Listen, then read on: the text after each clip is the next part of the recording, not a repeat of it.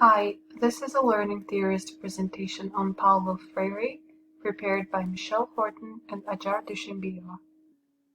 We will start by sharing a brief information on Paulo Freire's life, concepts. We will also review the historical context and Freire's ontology, epistemology, methodology through the interactive game. We will present an in-depth analysis of Freire's two books, Pedagogy of the Oppressed and Education for Critical Consciousness. Finally, we will discuss Freire's influence on current and past teaching and learning practices.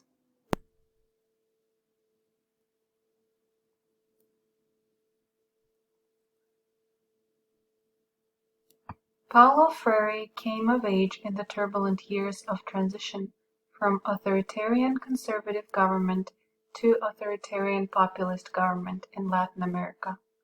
Freire was born into a middle-class family on September 19, 1921. The experiences of his family during the Great Depression, which started in 1929, set the tone for his later concern for the poor and influenced his perspective on education. In his work, Freire was influenced by Christianism in the sense that theory needs to be followed by praxis, as well as ideas of Hegel and Marx. Circles of culture is a concept central in Freire's work.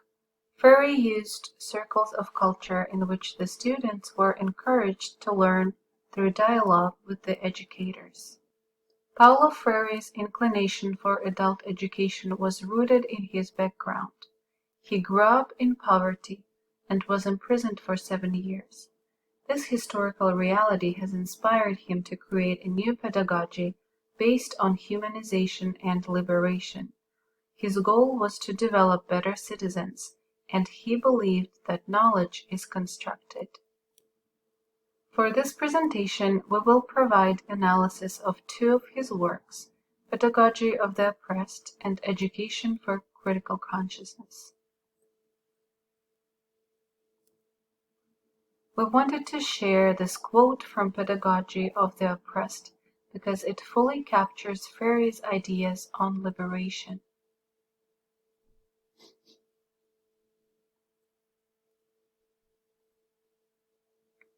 In Pedagogy of the Oppressed, Freire refers to Hegel when discussing the dialectic of slave. Slave values their life more than freedom and agrees to be submissive. In order to serve efficiently, the slave becomes a humanized producer of art, sciences, and practices.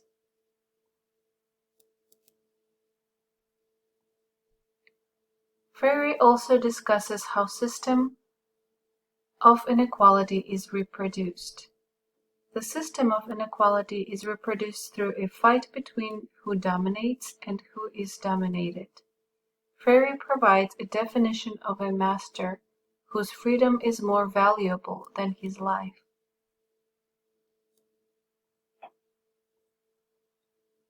Oppressors use education to infuse ideas that accommodate them. Oppressors need to oppress to keep the power. Early education's purpose in the original sense, according to Freire, is to make them submissive. Teachers' role is to talk and pour knowledge because students are seen as empty vessels.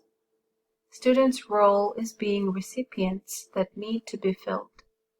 Oppressors in education rely on memorization and repetition, and they are convinced they know everything. In the book, Freire also provides characteristics of the oppressed: losing hope, low self-esteem, fatalism, and incapacity correspond to students. Fatalism: nothing is going to change. Why bother going to school? This is how oppressed think.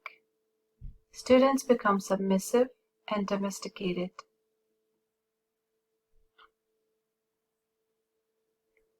This is what Freire proposes.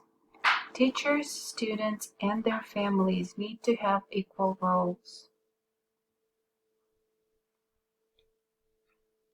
This book has been an inspiration for many disciplines, but also has been forbidden in places such as Arizona. We would like your ideas as to why do you think the book was forbidden. Please feel free to share your ideas in the comments. The second book that we analyzed for this presentation is Education for Critical Consciousness. This book captures the essence of Frere's insights. This is not about education per se, but about revolution and transformation into more enlightened and empowering democratic perspectives and civic structures, using a participatory, context-aware, and culturally self-critical consciousness that allows everyone involved equal footing and inherent value. The book is composed of two essays, Education as the Practice of Freedom and Extension or Communication. The two essays, written in 164 pages, are complementary in that they both draw on dialogue and communication, as well as a sense of autonomy over one's social and political consciousness as central tenets in the shift from being passive objects to engaged subjects.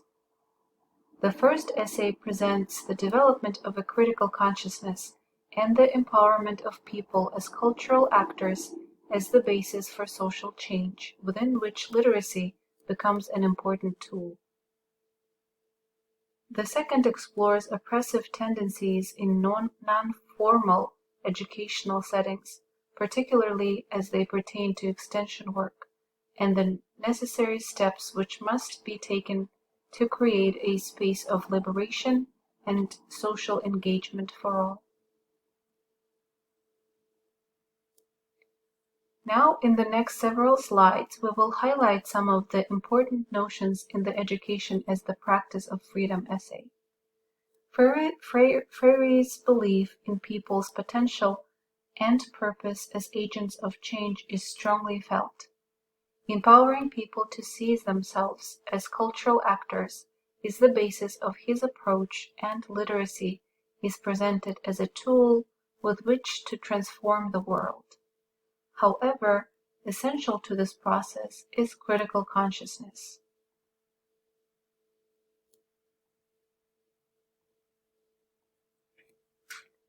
The ability of ordinary people to shape their reality is often crushed by social forces and is largely determined by their historical context. In the case of Brazil, the colonial experience and slavery have given people little opportunity to experience democracy. Freire also refers to the manipulative role of advertising, a point that is all too relevant today. Having a critical outlook on the world enables people to move from a reactionary to a progressive position where they can shape their reality. Freire describes the development of a critical consciousness as a five-part process, beginning with people moving from a semi-transitive state where they are preoccupied with survival to a transitivity of consciousness. This openness to reflecting on themselves, their role and responsibilities, enables people to have dialogue with others and with the world.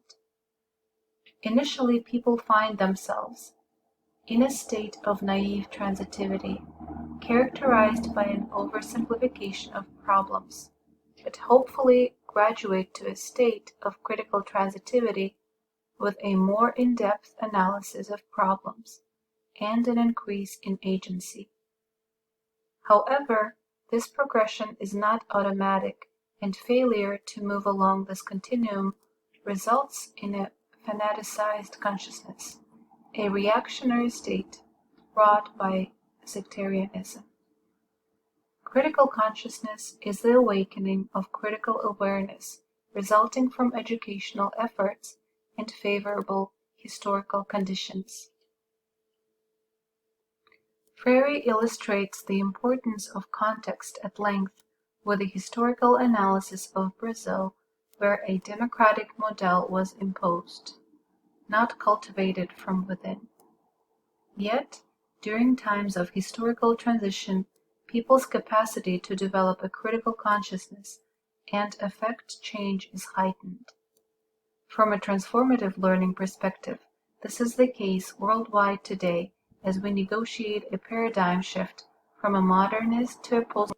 The role of the educator in enabling people to critically analyze the world and see themselves as able to transform it is pivotal. According to Freire, in order for people to develop critical consciousness, they must first see themselves as cultural actors. Initially, Freire undertook this democratization of culture in culture circles, where people discussed various context-relevant situations, seeking clarification and action stemming from their analysis.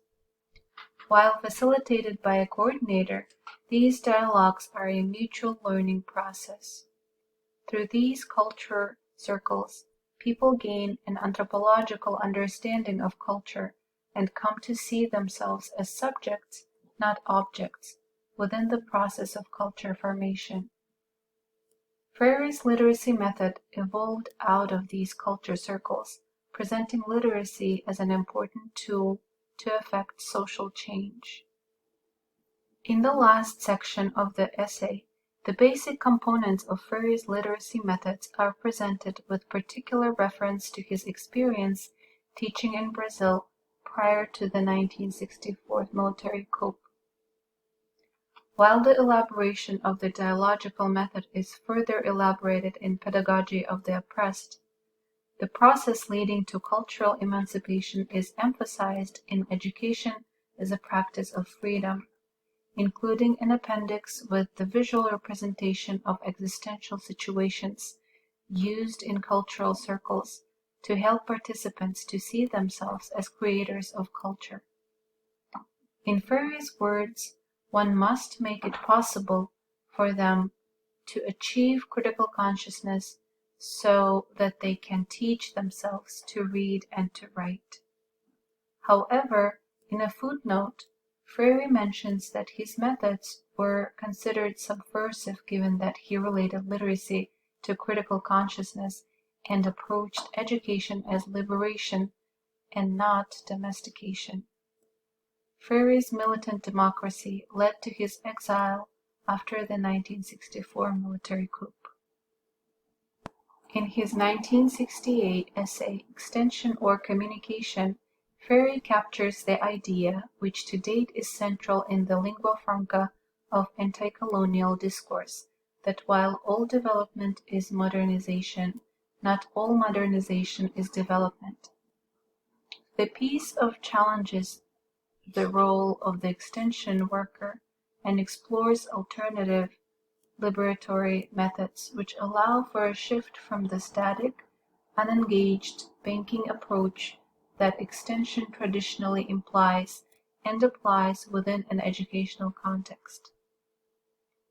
Following an in-depth exploration of the term extension from a linguistic, critical, philosophical, and social perspective, he concludes that the practice of extension as a tool for education in agrarian reform is paradoxical and does not allow space to engage in critical consciousness, particularly as the role of the extension worker is reduced to the mere act of extending his or her knowledge. It results in a static relationship between the extension worker and the peasant and further perpetuates the notion that the learner is an object as opposed to an engaged subject capable of critically viewing the world and making decisions.